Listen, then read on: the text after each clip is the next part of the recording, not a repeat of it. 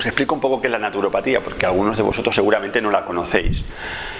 O si la conocéis, a lo mejor la conocéis de oídas.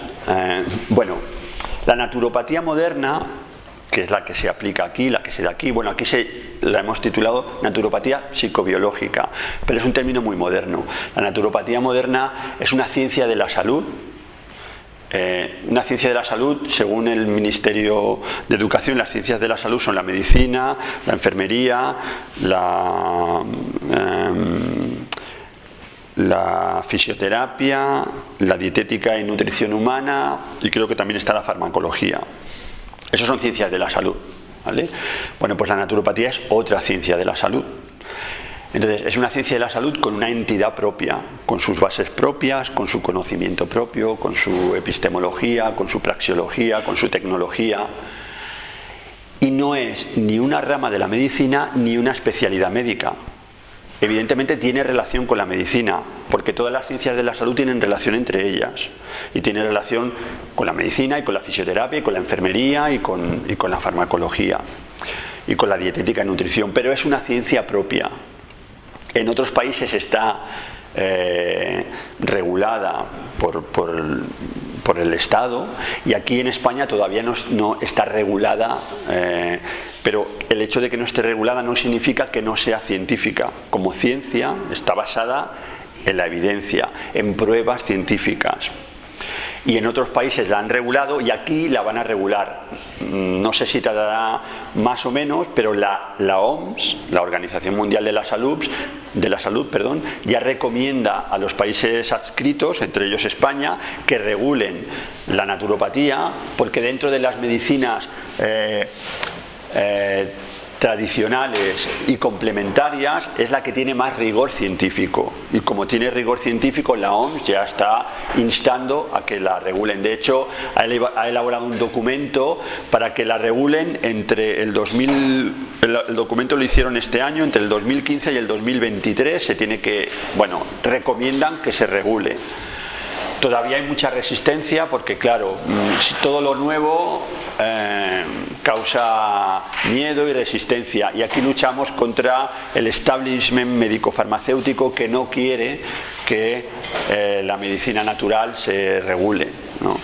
Porque la naturopatía intenta ayudar a las personas, tratar enfermedades usando remedios sencillos, naturales,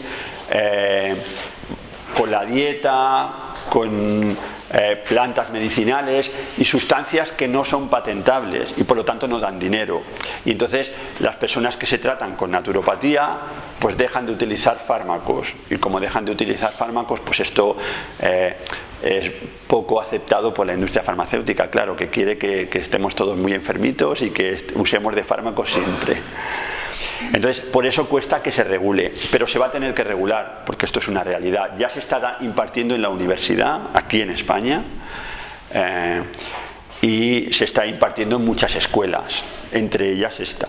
¿Vale? Este proyecto nació hace 2 años, como os digo, porque el director de la escuela fue alumno mío en otra escuela y me pidió, él terminó sus estudios en aquella otra escuela y me dijo: oye, Antonio, tú, si yo monto una escuela, ¿me ayudarías?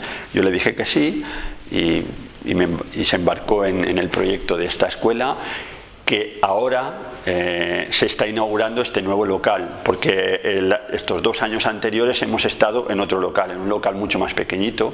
De hecho era tan pequeñito como esta sala solo, ¿no? Más o menos. Y ahora ya veis que se está abriendo este centro, que todavía no está terminado. Hay ahí al lado una sala igual de grande que esta. Aquí atrás hay una sala que es la mitad que esta, y luego hay aquí un pequeño office. Aquí habrá una sala para pasar visitas, porque los profesionales que dan clase, los profesores, pues acaban también pasando visitas a los alumnos, a los familiares, a la gente que se quiera visitar. Y bueno, la secretaría, bueno, es un local que ya parece más escuela, y encima está más céntrico, porque el otro lado, la otra escuela estaba en otro barrio, un poco a las afueras, en Delicias. Bueno, aquí nos hemos trasladado más al centro, así que por eso se inaugura. El motivo de la inauguración es este nuevo local, la escuela ya no. Bueno, entonces os explico. La naturopatía, como os decía, son estudios basados en la ciencia, con mucha evidencia científica, que quiere decir basada en pruebas, y se imparte en 3 años. ¿Vale? Normalmente los estudios de grado de todas las carreras, incluidas las carreras de ciencias de la salud, salvo medicina, todas son de 4 años. Medicina todavía sigue siendo 6, pero fisioterapia, enfermería, dietética y nutrición y fármaco, todas son de 4 años. Esta también debería ser de 4 años, pero hemos empezado haciéndola de 3 años porque la gente se asusta mucho pensando en que tiene que estudiar 4 años. Lo que ocurre es que la verdad, cuando uno acaba los 3 años de naturopatía, siente la necesidad de seguir estudiando, porque cuando uno se embarca a estudiar una ciencia de la salud, no se termina nunca. Yo, por ejemplo, llevo 24 años y en los 24 años no he dejado ni un solo año de formarme. Todavía me sigo formando continuamente, ¿no? porque es inevitable. Entonces, son 3 años, pero ya os digo que el que se interese y se apunte empezará haciendo 3 años y acabará haciendo 20 años, porque no terminas nunca de estudiar. Bueno, no es verdad. Hay gente que solamente estudia 3 años y ya está, y con eso tiene bastante y se dedica a su práctica clínica profesional, o lo hace o sea, para beneficio propio, para beneficio de su propia familia, porque estudiar naturopatía es algo muy muy bonito, te cambia la vida por completo, hace que entiendas cuáles son las bases de la salud y la enfermedad, sabes qué hacer para mejorar tu vida y tu salud, y también sabes qué hacer para mejorar la vida y la salud de tus seres queridos. Y como yo digo, salva vidas, salva muchas vidas, ayuda a mucha gente. Y si alguien tiene vocación de ayuda, nada mejor que estudiar una ciencia de la salud, ¿no? Bueno, se puede ayudar desde muchas profesiones, pero las ciencias de la salud es una profesión que claramente tiene vocación de ayuda, y la naturopatía es una de esas ciencias que tiene claramente vocación de ayuda y que da muchas satisfacciones personales, porque cuando ves el beneficio que produce sobre las personas, el bien que haces, cómo cura la naturaleza y cómo se cura el organismo con las intervenciones que hace el naturópata, con las indicaciones que hace el naturópata, pues es una maravilla, ¿no? Porque ayudas a niños, a personas mayores, a adultos, a gente con enfermedades muy graves, y esto da muchas satisfacciones. Y bueno, dentro de la naturopatía hay muchas asignaturas, un poco como en medicina. Ya os he dicho que no es una rama de la medicina ni una especialidad médica, pero se parece mucho a la medicina, porque tiene asignaturas que son propias de la medicina. Tiene anatomía, tiene fisiología, tiene biología y bioquímica, y luego tiene otras que son propias de la naturopatía, por ejemplo, fitoterapia, aromaterapia, oligoterapia, terapia ortomolecular, que es una rama muy especializada y muy moderna de la nutrición, y bueno, y otras asignaturas que dentro de esta escuela son muy modernas y que están en la base de la investigación de vanguardia. Un programa muy de vanguardia es lo que se llama la psiconeuroendocrinoinmunología, que es una ciencia que estudia las relaciones que hay entre lo que pensamos y sentimos, lo que nos pasa por dentro a nivel emocional, con las enfermedades, a través del sistema nervioso, del sistema endocrino y del sistema inmunológico. Vamos, que se ha demostrado que aquello que yo siento, o aquello que me pasa, o aquello que pienso, afecta directamente al sistema inmunológico.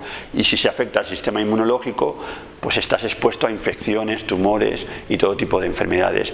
Así que se está demostrando de una manera muy evidente que todo aquello que pensamos y sentimos nos afecta profundamente y nos hace y es crítico para estar sano o para enfermarnos. Y eso se estudia aquí también. Con la base de la psiconeuroendocrinoinmunología utilizamos esta ciencia unido a la ciencia que se llama la medicina cuerpo-mente, y algo que también está hoy en día muy en boga, que se llama mindfulness, que es la utilización es un poco como la meditación, ¿vale? Que se explican las bases y se explica la parte práctica clínica de la psiconeuroinmunología y de la nutrición ortomolecular, que están muy unidas. De hecho, la base de la psiconeuroendocrinoinmunología es estudiar las relaciones que hay entre los diferentes sistemas, y la aplicación práctica es la utilización de la medicina ortomolecular, que son dosis, varía la concentración de sustancias que normalmente están presentes en el organismo, como vitaminas, minerales, oligoelementos, aminoácidos y otras sustancias, que forma parte un poco de la nutrición. Dentro de la psiconeuroendocrinoinmunología se estudia la importancia de la flora intestinal, la importancia del aparato digestivo, la importancia del sistema inmunológico, la importancia del aparato cardiovascular y la importancia de la nutrición, y todo eso se relaciona, ¿no? de mil maneras. Porque es una ciencia, esta psiconeuroinmunología es una ciencia de relaciones, que se relaciona todo. Y al final acabamos yendo a lo que dice la naturopatía, que somos una unidad inseparable de cuerpo, mente, espíritu, emociones, procesos energéticos, una unidad inseparable, no se puede separar nada, y todo está interconectado, y todas las enfermedades afectan al todo. Entonces no se puede separar mi hígado de mi ojo o de mi dedo gordo del pie. Si yo tengo un problema en el dedo gordo del pie, tengo un problema en todo mi ser. Igual que si tengo un problema en el estómago o un problema en el alma, ¿no? Está afectado todo mi ser. Y las enfermedades se abordan desde muchos puntos de vista, ¿no? Como tiene muchas causas la enfermedad, muchos factores que influyen, como la genética, el medio ambiente, lo que comemos y bebemos, lo que pensamos y sentimos, lo que respiramos, lo que nos movemos, si no nos movemos, si somos sedentarios, todo tiene que ver. Pues estudiamos todos esos factores y cómo pueden ayudar a la persona, ¿vale? Y uno de ellos, y una de las asignaturas más importantes en naturopatía, es dietética y nutrición, porque es la base de todo. No podemos pretender estar sanos si no comemos bien. Y al revés, si comemos bien es mucho más difícil que nos enfermemos. Hay un dicho popular de la medicina ayurveda. La medicina ayurveda es la medicina tradicional hindú de la India. Hay un proverbio de la ayurveda que dice: si la alimentación es mala, a ver, espera, que se me ha ido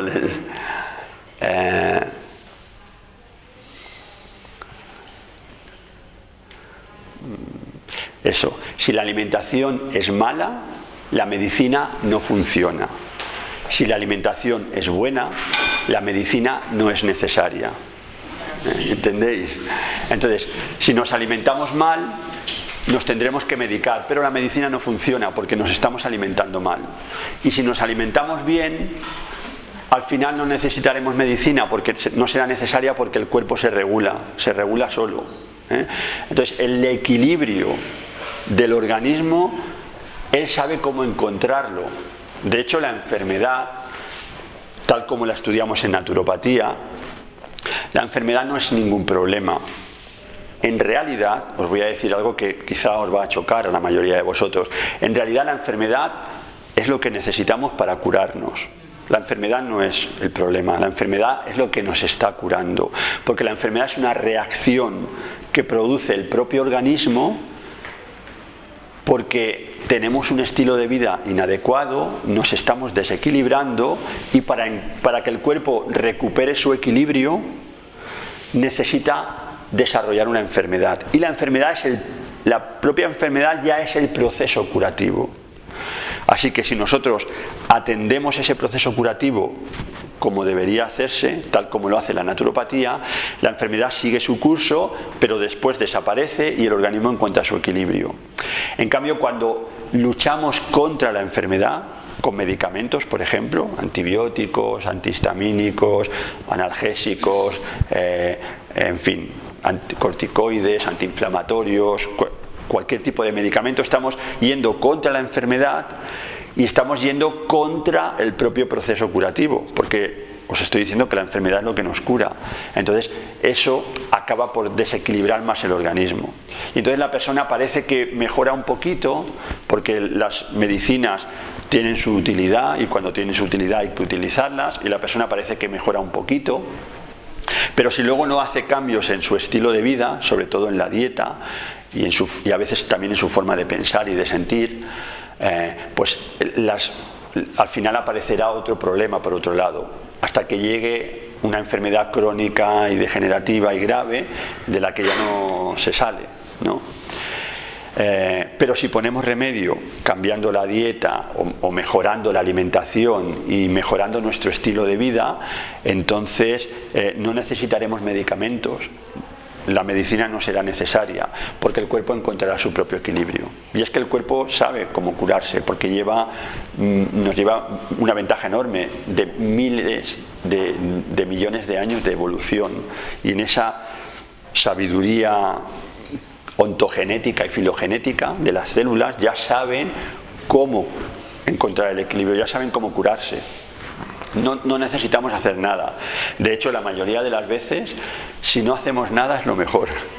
Todas las intervenciones acaban por fastidiar. Lo que ocurre que en el no hacer nada nos equivocamos muchas veces, porque la persona sigue comiendo y sigue comiendo mal y se toma algún fármaco que no le hace ninguna falta o que empeora el cuadro, en fin, que empeora el curso natural de la enfermedad, y al final todo es un poco desastre y acabamos pues muy malitos, teniendo que ir al hospital o al médico para que nos ayude. En cambio aquí en la escuela, en naturopatía, enseñamos cómo la persona puede curarse a sí misma sin necesidad de acudir a ningún médico. Y una de las cosas que enseñamos es la alimentación, porque a través de la alimentación sí que realmente nos curamos. Así que ahora voy a hablar un poco más de la alimentación, que seguramente es lo que os interesa a muchos de los que estáis aquí y que por eso habéis venido. Bueno, antes os decía este proverbio de la medicina ayurveda, de que si la alimentación es mala, la medicina no funciona, y si la alimentación es buena, la medicina no es necesaria. Bueno, ahora os digo que en base a la investigación científica actual, todo lo que está demostrando la ciencia es que la dieta es crítica para la salud. Ya está más que demostrado que si hacemos una buena dieta, estamos muy protegidos frente a la enfermedad. Dicho de otro modo, la mayoría de las enfermedades modernas, actuales, crónicas, las que más gente matan, las enfermedades cardiovasculares, el cáncer, las enfermedades neurodegenerativas, las enfermedades inflamatorias crónicas, todas esas enfermedades están provocadas por la alimentación, en su gran mayoría, al menos en un porcentaje muy alto, por encima del 80%. Eso ya se ha demostrado, está en la base de la investigación, y los médicos tienen, bueno, todos los médicos y todos los que estudian ciencias de la salud tienen la manera de encontrar información en las revistas científicas y en los estudios clínicos y epidemiológicos que se hacen en todo el mundo y que se vuelcan en un portal que es el que utilizan los médicos, que es PubMed, que está todo en inglés, pero que allí está volcada toda la información de los descubrimientos científicos que se hacen en materia de salud y de enfermedad. Y allí hay un volumen enorme de información de la evidencia científica de que la dieta es responsable de la mayoría de las enfermedades.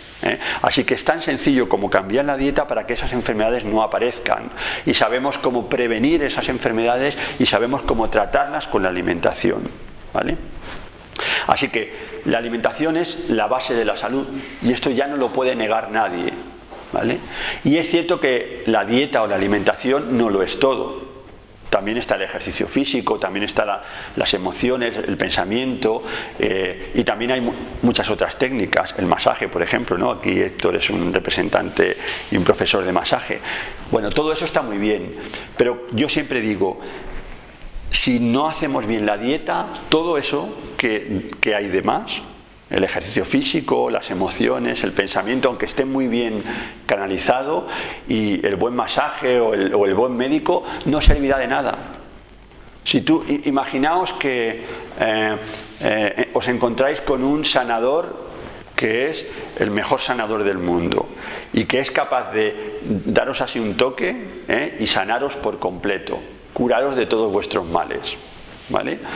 Y vais a ese sanador con vuestro problema de salud, llegáis a esa consulta y ese sanador, que es un mago extraordinario, es capaz de haceros así y curaros, y salís de la consulta curados.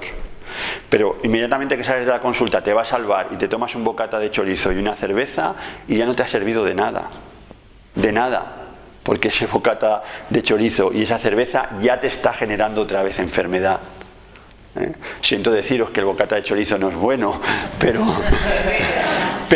no podemos negar los hechos. Todos los estudios y las investigaciones demuestran que el gluten del trigo y las proteínas animales, y especialmente algunos tipos de proteínas animales, están relacionados con todas las enfermedades o con muchas enfermedades, así que no podemos negar la evidencia. Y otra cosa, los hechos no se pueden negar, la verdad no se puede negar. Otra cosa es que la verdad no nos guste, que eso pasa. Mira, ya sé la verdad, pero la verdad no me gusta, oye. Bueno, pues yo voy a hacer lo que quiera. Me voy a negar y me voy a mentir y me voy a... Bueno, voy a decidir hacer lo que quiero con mi vida y luego no me quejaré porque ya soy consciente de que esto me va a generar enfermedad. Y cuando me llegue la enfermedad, pues ya veré lo que hago. Bueno, es una manera de pensar. No digo que no, cada uno es libre de hacer lo que quiera, pero hoy en día tenemos que conocer la verdad.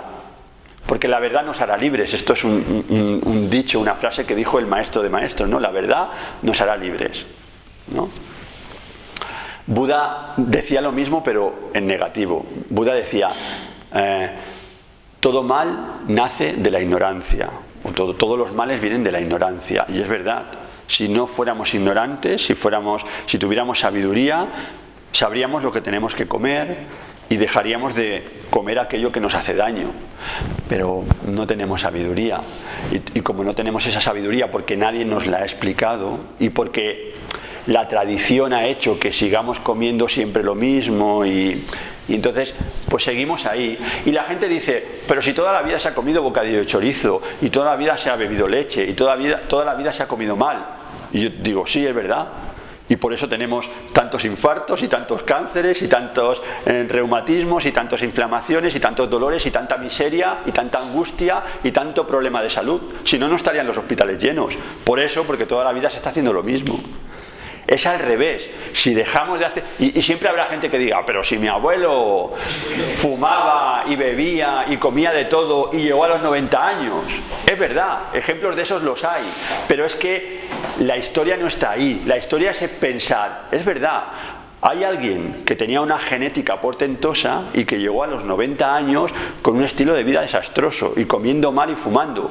Pero la pregunta es, ¿cuántos se quedaron por el camino de la misma época que vivió él? Resulta que de 1000 llegó él. Los demás se morían a los 60 o a los 50 o a los 40 o a los 30 o a los 60 o a los 70. ¿Vale? Y no se morían plácidamente, porque mira, si al fin y al cabo uno llega a los 60 y hace así, pum, y se muere de golpe, pues no pasa nada. Pero el problema es que muchos pasaron años sufriendo muchísimo, porque les dio un infarto o una embolia y quedaron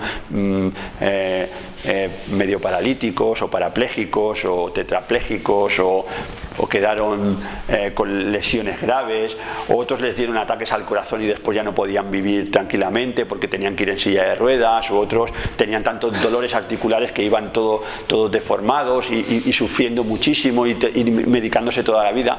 Bueno, de eso no se habla. Solo se habla nos acordamos de aquel que vivió hasta los 90 años fumando y bebiendo, y como lo hizo él, así yo alivio un poco mi conciencia, ¿no? Porque quizá yo también llegue, pues no. Lo siento, porque además ahora cada vez menos. ¿Sabéis por qué? Porque ese que llegó a los 90 años nació en una época en la que había mucha mortalidad infantil y solamente sobrevivían los más fuertes. Pero hoy en día ya no hay mortalidad infantil, desde hace décadas. Se salvan a todos los niños, aunque estén muy débiles, se les salva. De manera que la genética ya está bastante deteriorada. Y hay gente con una genética pobre que está viviendo, pero esa gente son los que más se tienen que cuidar, porque ya tienen una mala genética, ¿entendéis? Antiguamente no, solamente sobrevivían los más fuertes y evidentemente como solo sobrevivían los más fuertes y tenían una buena genética, pues esos, un poco, aunque no comieran bien, pues ya tiraban para adelante. Todo y que hace 90 años se comía bastante mejor que ahora, porque hace 90 años no existían bollicaos. Bueno, no sé si ahora existe bollicao, sí existe bollicao, sí. Sí, donuts sí existen y cruzanes y eso hace 90 años no existía. Y mucho menos, yo tengo 50 años y yo no me crié nunca con esa bollería. Yo me crié con bocadillo de chorizo también, es verdad. Pero yo conocí el naturismo hace 20 y tantos años y entonces dejé todo eso. Y ahora ya tengo una dieta un poco más saludable, bastante más. Bueno, así que la alimentación. ¿Qué cosas de la alimentación os puedo decir que tenéis que saber para ayudaros? Si seguís 4 normas que os puedo explicar, pues estaréis mucho más sanitos de lo que estáis ahora. Seguramente ya estáis todos muy sanitos, yo no digo que haya problemas de salud, pero si alguno tiene algún problema, mejorará. Y si ya estáis sanos, seguiréis sanos o incluso estáis mejor. Mira, esto en naturismo nos pasa mucho a los naturópatas. Muchas veces le preguntas a una persona qué tal está y te dice, no, más o menos yo estoy bien. Pero le propones hacerle una dieta para estar mejor, porque revisa su tipo de alimentación, y los que la hacen después te ven y te dicen, oye, ¿te acuerdas que te dije que estaba bien? Pues no, ahora estoy mucho mejor. Ahora realmente, claro, porque uno dice que está bien porque está en la normalidad, ¿no? Y uno cree que es normal que de vez en cuando le duela la cabeza. Bueno, es normal, todo el mundo le pasa. A veces también de vez en cuando pues me duele el estómago, o de vez en cuando tengo una diarrea, o de vez en cuando, pues qué sé yo, me duelen las rodillas porque hace mal tiempo, porque va a cambiar el tiempo. No, y eso es normal, a todo el mundo le pasa, eso no es normal. En todo caso, eso es corriente. Confundimos lo normal con lo corriente. Y es verdad que es corriente, pero no es normal. Lo normal es no tener ningún dolor. Lo normal es estar en paz con uno mismo, estar tranquilo, que tu cuerpo no te duele nada, estar feliz, sentirte lleno de energía y vitalidad. Eso es lo normal, dormir bien, tener energía para hacer ejercicio físico y trabajar durante todo el día, descansar después agradablemente, es decir, dormir suficientes horas y sentir que he dormido bien y que me levanto fresco, tener buen humor, tener buena energía, tener buen rollo. Eso es lo normal, porque eso es estar sano. Todo lo que no sea estar sano, todo lo que no sea salirse de ahí, pues entonces ya no es normal y ya no es estar tan sano. Así que a lo mejor haciendo alguna de estas consejos que yo os voy a dar, os encontráis diciendo, pues yo estaba bien, pero ahora resulta que estoy, ¿verdad?, que estoy mejor.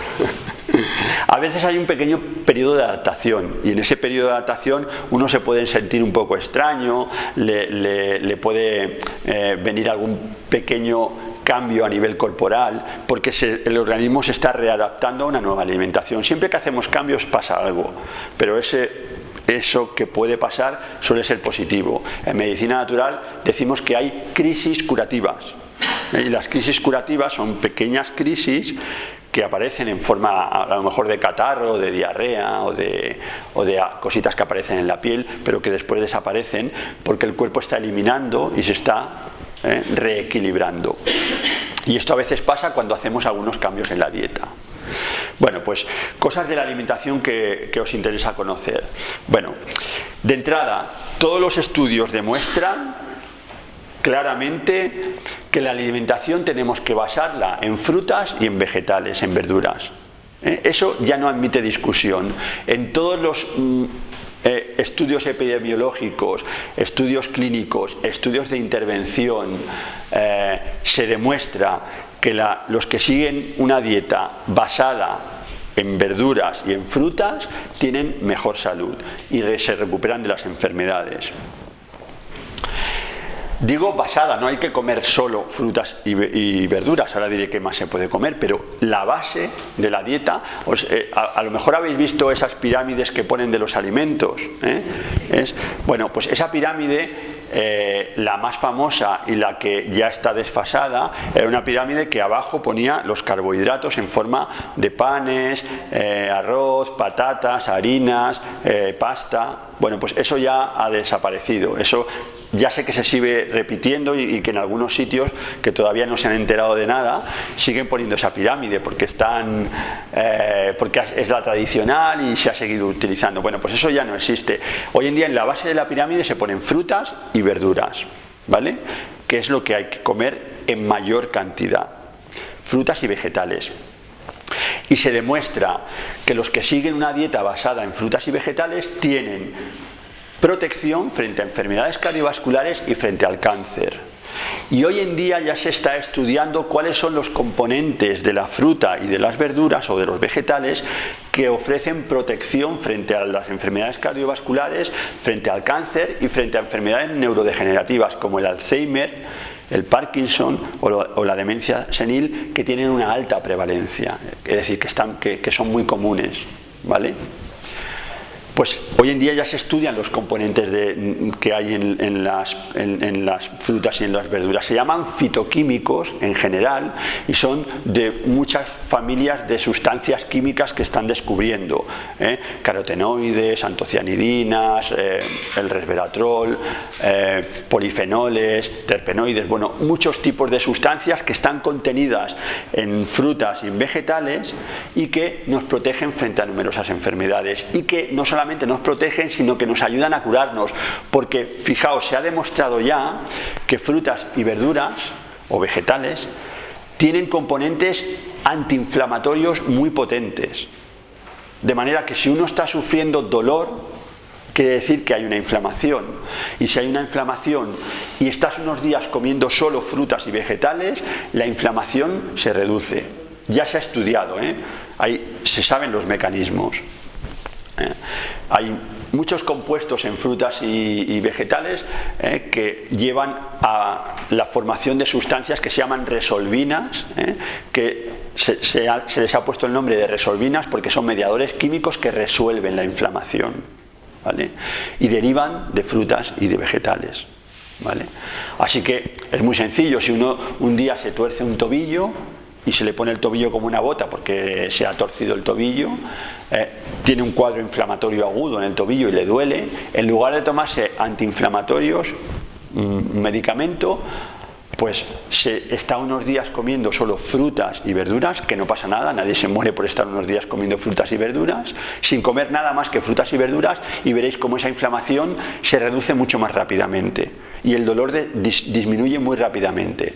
Y si uno quiere tomar analgésicos o antiinflamatorios, pues que los tome, pero haciendo esa dieta de frutas y vegetales. Y ya se ha demostrado que con frutas y vegetales los antiinflamatorios y los analgésicos funcionan más rápidamente y funcionan mejor, porque hay componentes en frutas y vegetales que potencian la acción de los antiinflamatorios, ¿vale? Se puede hacer sin tomar antiinflamatorios químicos, pero si uno no soporta el dolor, pues se toma, pero se apoya con ese tipo de dieta. ¿Entendéis? Así que la base de la dieta tienen que ser frutas y verduras. ¿Y cuánto tengo que comer? Bueno, lo ideal sería, había por ahí un anuncio que estaba de moda hace un tiempo, que se veía en los mercados. Si compráis en el mercado a veces, seguramente lo habéis visto, que aparecía una mano y decían 5 piezas de frutas y verduras al día, o 5 raciones. Se habla de piezas o raciones.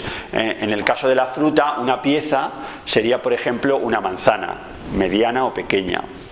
Y una ración, pues sería, por ejemplo, la cantidad de fruta que cabe en una taza. Por ejemplo, si se trata del melón, pues melón cortado, lo que quepa en una taza, eso sería una ración.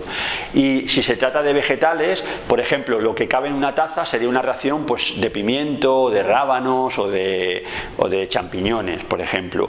Y si se trata de hojas grandes, una ración sería lo que cabe en las 2 palmas de la mano. Eso son mediciones que se usan así a ojo, pero bueno, para que entendáis, 5 raciones hoy en día se sabe que es poco. Lo ideal son 10 raciones al día. Sería 5 de fruta y 5 de verduras y vegetales, ¿vale? Lo ideal sería que entre las verduras, lo ideal sería que de esas 5 al menos 3 fueran crudas, porque hoy en día sabemos que la mayor parte de los componentes protectores de las enfermedades están en los alimentos crudos, que cuando los cocinamos, parte de esas sustancias protectoras las destruimos, ¿vale?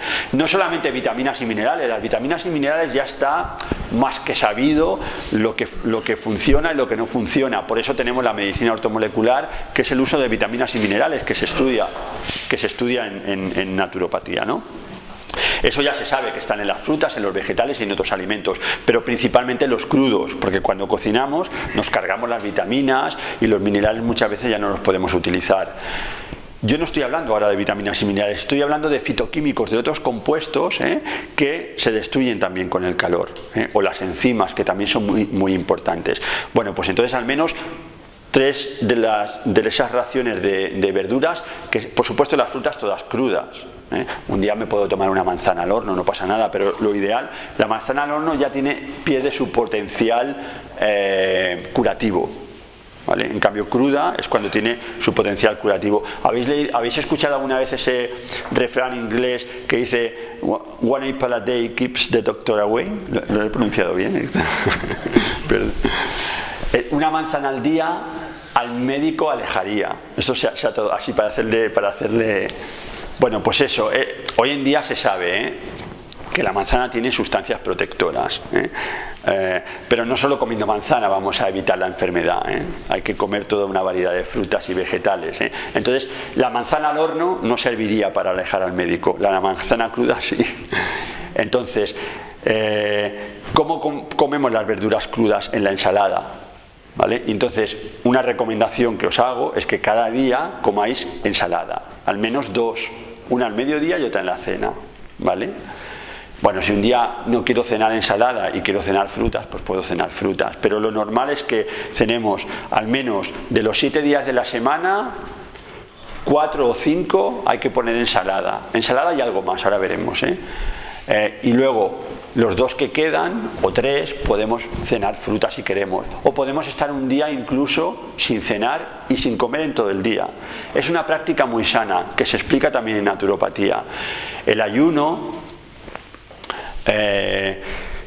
hoy en día se ha estudiado mucho lo que se conoce como el ayuno intermitente, que es hacer ayuno de vez en cuando, por ejemplo un día a la semana. Bueno, tanto en modelos animales como en modelos humanos ha demostrado que es un recurso muy potente para tratar y proteger frente a numerosas enfermedades. Hay mucho interés hoy en día en la terapia anti-aging, que es anti-envejecimiento. Pues todos los estudios de terapia anti-envejecimiento para retrasar el proceso de envejecimiento hablan de la restricción calórica, es decir, de comer poquito, y de hacer ayunos intermitentes. Bueno, pues un día a la semana de ayuno es una medida fantástica y todo el mundo lo puede hacer, no pasa nada. Estar un día sin comer no pasa nada. Si no me aguanto, llega la noche y ya no puedo más porque tengo un hambre que estoy desesperado, pues como un poquito de fruta, ¿vale? Y ya está. Puedo estar todo el día bebiendo agua y si no lo resisto más, a la noche como un poquito de fruta y ya me acuesto. Y al día siguiente veréis cómo os levantáis mejor, porque habéis hecho un día de limpieza. Pero eso se hace un día a la semana, ya está.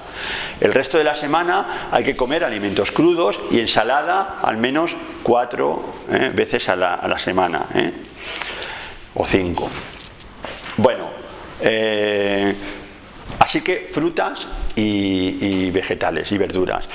El resto de verduras que no ponemos en ensalada, por ejemplo, pues calabacín, berenjena o espinacas, acelgas, todo eso, pues se cocina al vapor. Lo ideal es cocinar al vapor, si no, pues se cuece con poca agua, en fin.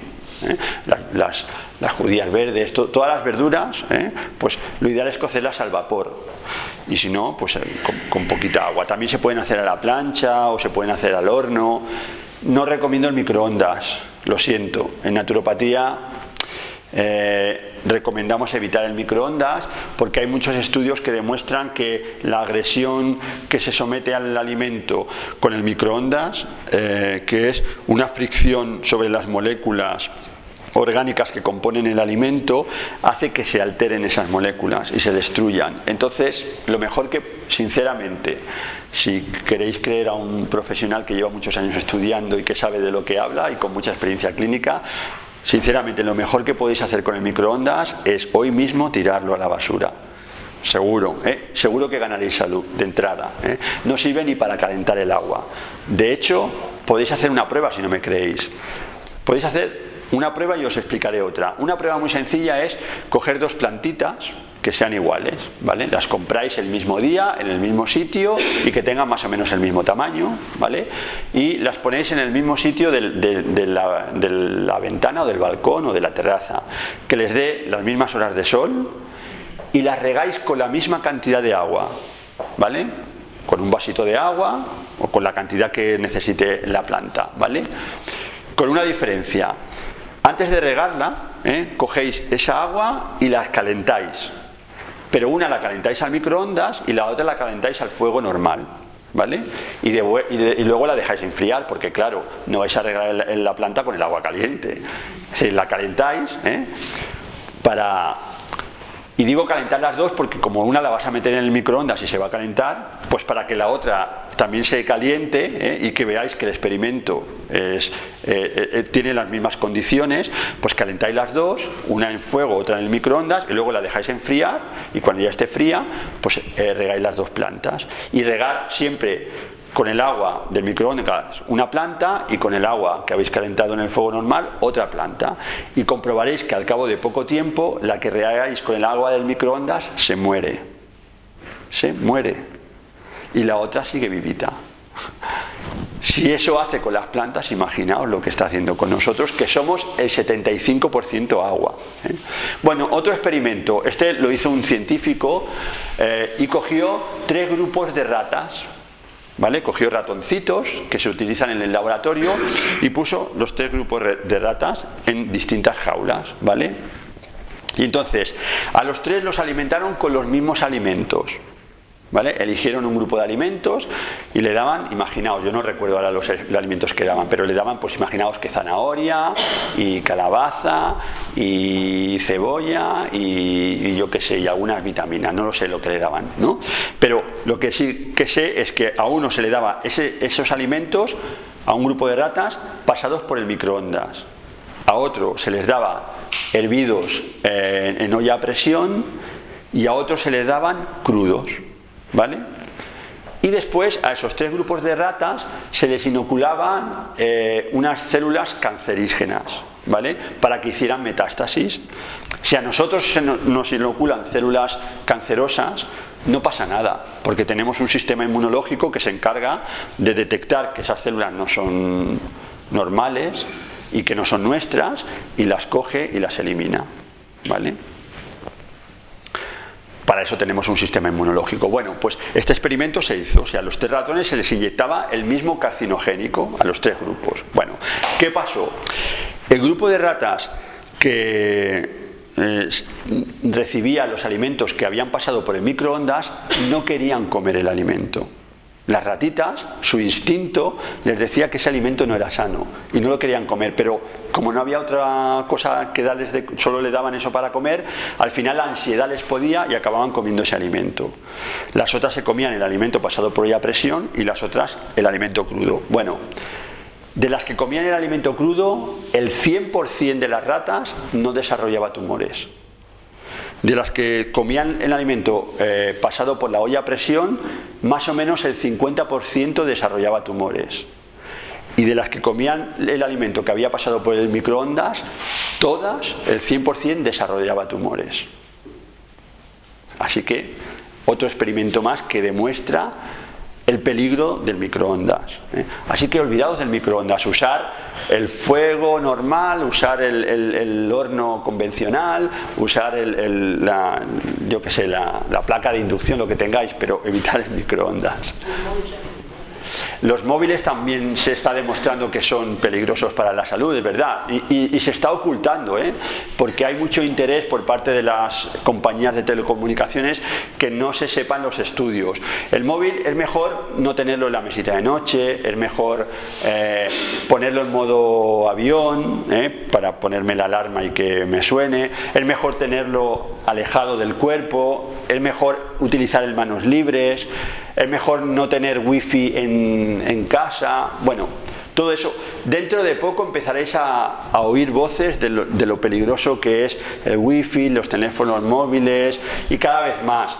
Ya hay estudios, se está demostrando, se están viendo las enfermedades que pueden producirse. Bueno, pues lo que pasa que decir esto, pues... ¿Y el estudio de las ratas en qué año fue? Pues mira, no lo sé, pero te digo dónde lo puedes encontrar. Está en un libro que se titula La alimentación, la tercera medicina. Es un buen libro, es uno de los mejores libros de alimentación y de nutrición que se ha escrito en los últimos años, y está escrito por el doctor Jean Signalet.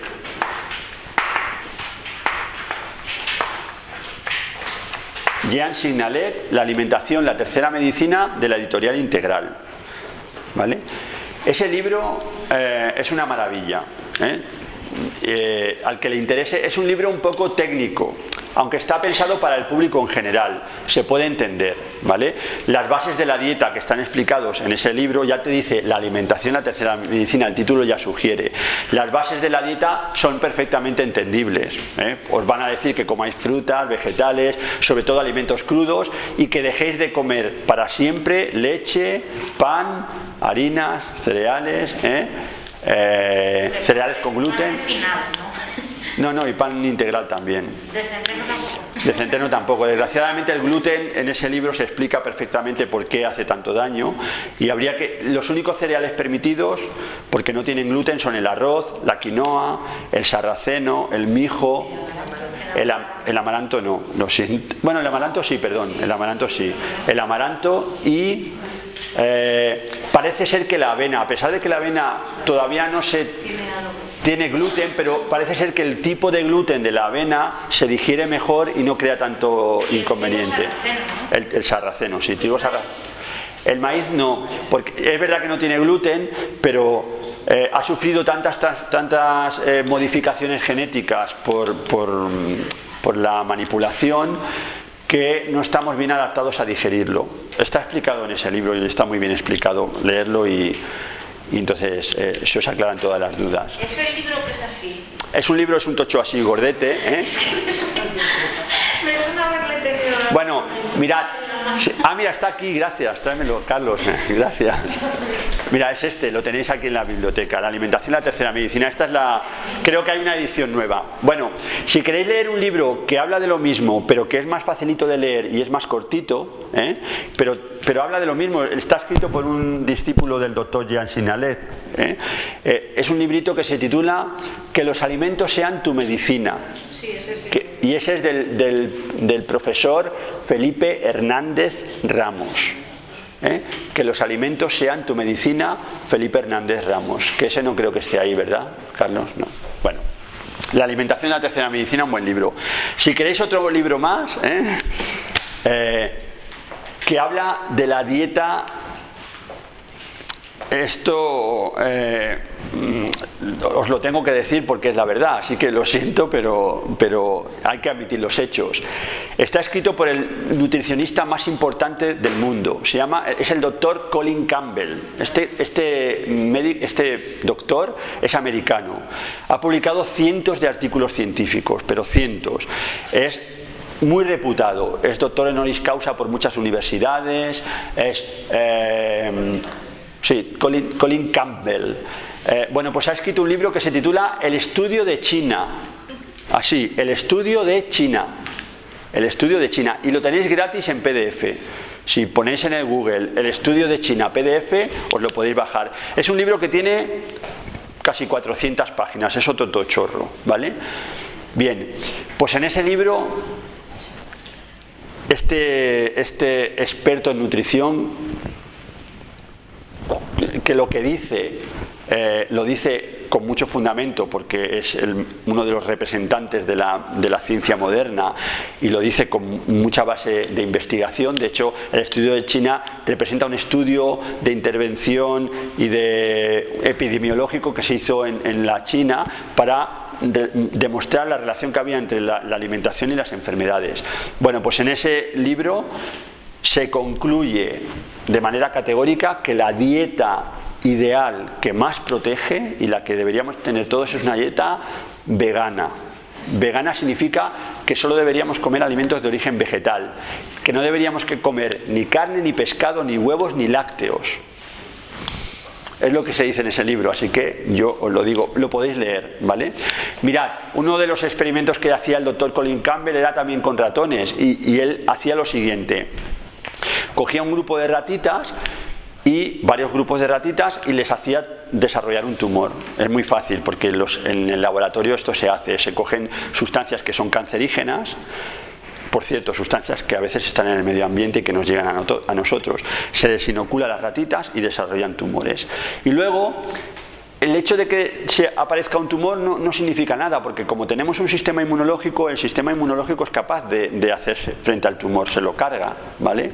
Entonces, no es suficiente con que haya una sustancia que es iniciadora del tumor. Hace falta que luego haya una sustancia que sea promotora del tumor, es decir, que una vez que ha iniciado la mutación genética, tiene que haber otra sustancia que favorezca el crecimiento de las células tumorales.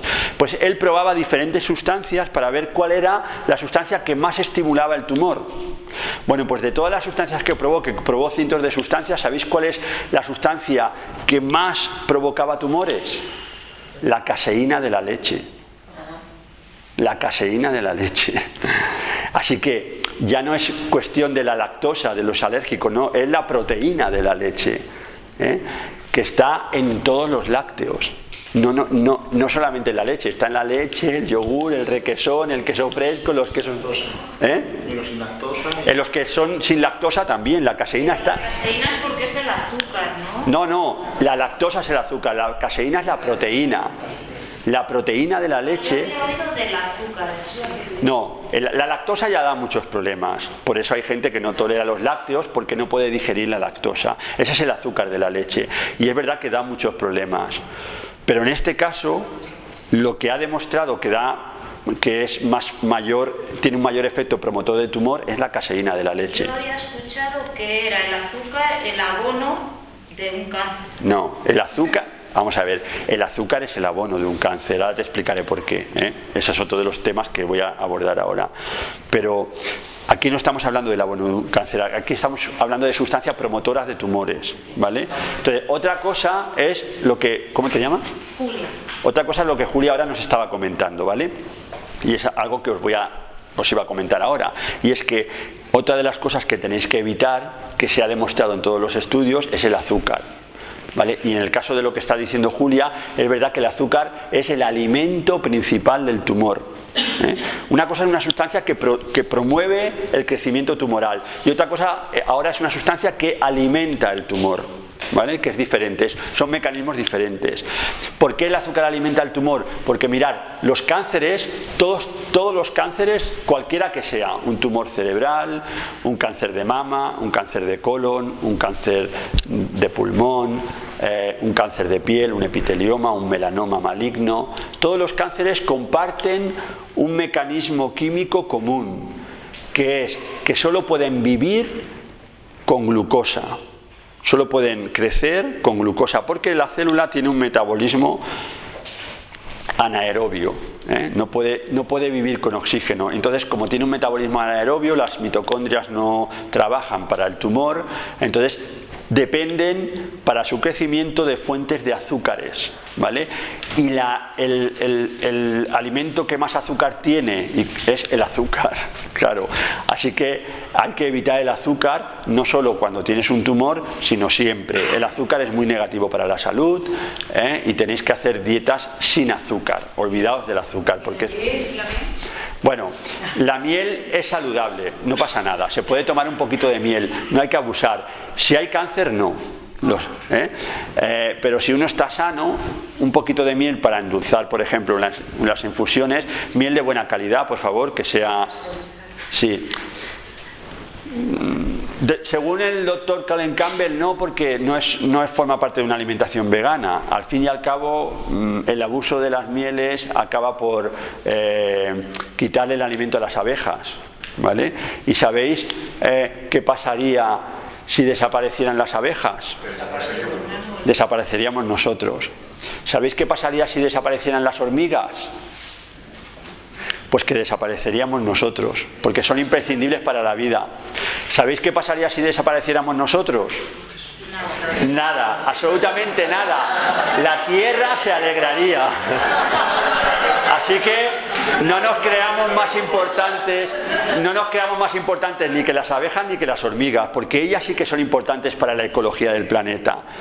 Así que si les quitamos el alimento, desgraciadamente cada vez hay menos abejas, porque la contaminación las afecta mucho. Y si les quitamos el alimento, vamos a crear un problema ecológico muy grave. Por eso yo digo, bueno, no abuséis de la miel, mejor sería que no dejar la miel para las abejas y endulzar con stevia, por ejemplo. El stevia es un buen edulcorante, o incluso puedes usar alguna melaza o algún sirope vegetal, Por lo menos no le estás quitando el alimento a unos insectos de los que depende nuestra vida, ¿vale? Porque somos tan destructivos, que estamos destruyendo el planeta de muchas formas, y entre ellas es el abuso de los insectos. Por cierto, ya que hablamos de la ecología, ¿sabéis qué es lo que más huella ecológica deja? Es decir, lo que más daña el planeta a nivel ecológico, por encima de cualquier cosa: comer carne. Sí, porque la energía que se necesita para crear 1 kilo de carne que tú te comas, la cantidad de agua, energía y recursos naturales para alimentar a una vaca que luego tú te vas a comer, es un derroche enorme. Si todos esos recursos se dejaran para cultivar vegetales, podríamos alimentar a muchísimas más personas y no dañaríamos tanto el planeta, ¿vale? De hecho, hay un famoso dicho que dice: contamina más. Contamina menos, un vegetariano en un 4x4 que un carnívoro en monopatín. ¿Entendéis? Es decir, contamina mucho más comer carne que ir en un 4x4, si eres vegetariano. Así que lo ideal es ir en monopatín y ser vegetariano, porque entonces sí que... o bicicleta, ¿no? Bueno, pero no, esto no es para deciros que no dejéis de comer carne. Si uno quiere comer carne, que coma, no pasa nada. No está reñido con la salud comer carne. Lo que sí que está reñido con la salud es comer carne todos los días, ¿vale? Eso sí que se ha demostrado que es muy nocivo. Bueno, el doctor Colin Campbell ha demostrado que comer carne siempre es negativo. Pero bueno, si coméis un día a la semana carne, por ejemplo, un solo día a la semana, carne o pescado, y lo acompañáis con una buena cantidad de verduras, una ensalada y una buena cantidad de verduras, eso no os va a quitar la salud. Eso es compatible. De hecho, desde el punto de vista de la salud, parece ser que todos los estudios están demostrando que es mejor comer un poquito de carne antes que comer gluten. Es decir, antes que comer pan, harinas o cereales con gluten, porque se está viendo que los cereales con gluten son muy negativos. De hecho, hay 2 libritos que han salido ahora publicados recientemente.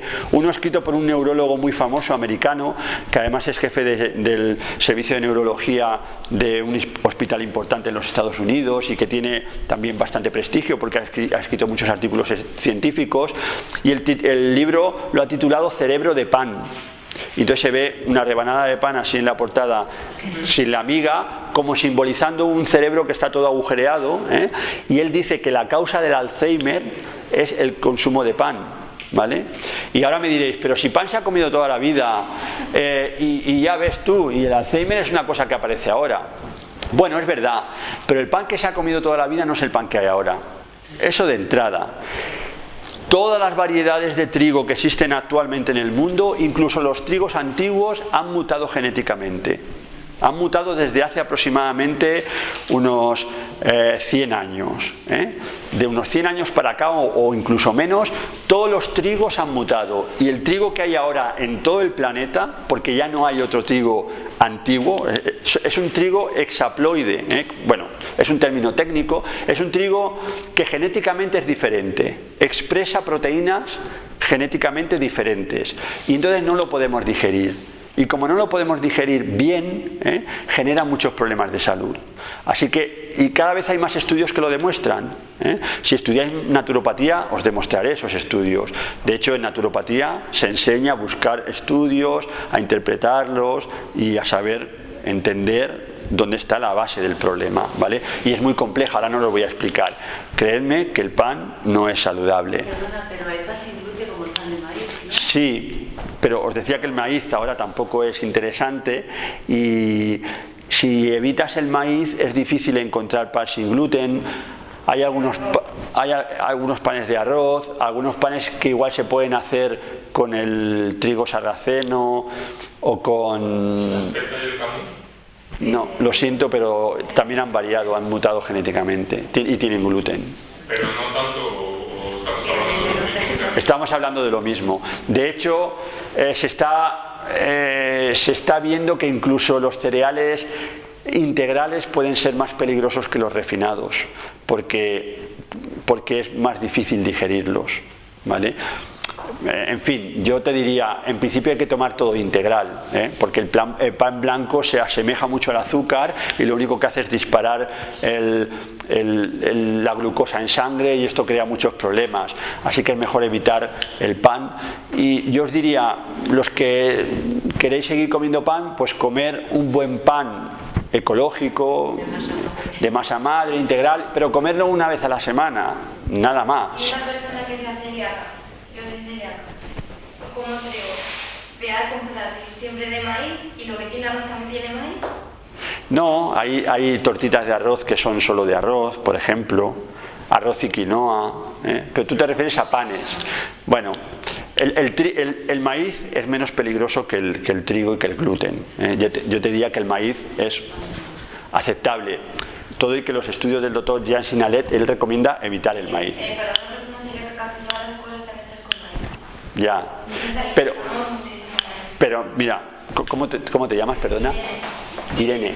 Mira, Irene, en realidad yo he tratado a muchos celíacos. En realidad el celíaco no tiene por qué comer maíz, es una opción, ¿vale? El celíaco se puede alimentar perfectamente en cuanto a los hidratos de carbono, de patatas, de calabaza, de arroz, de castañas, de quinoa, de mijo, de amaranto. Es decir, hay muchas posibilidades. Claro, tú me dices, pero ¿qué pan hay? Bueno, es que el pan no es necesario.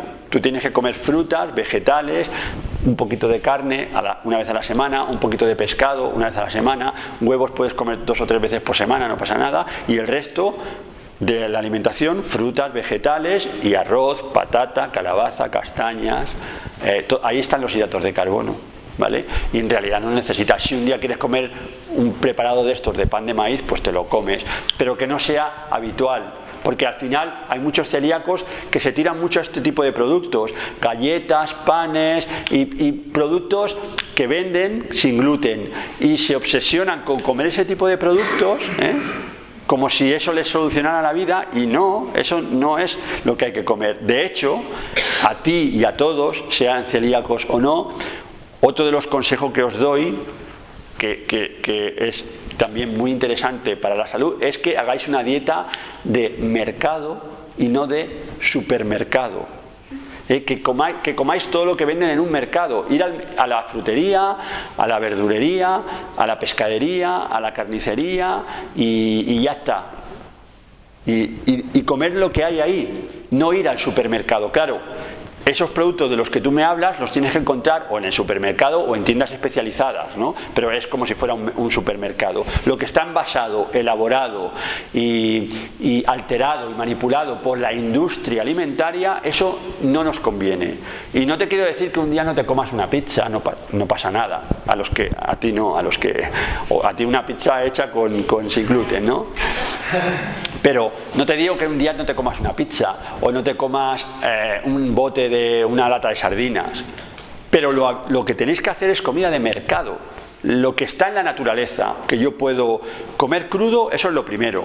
Y después, lo que está en la naturaleza, que necesita un poco de cocción, lo segundo. Las legumbres o todas las cosas que los celíacos podéis tomar, las legumbres, y son sanas y las podéis...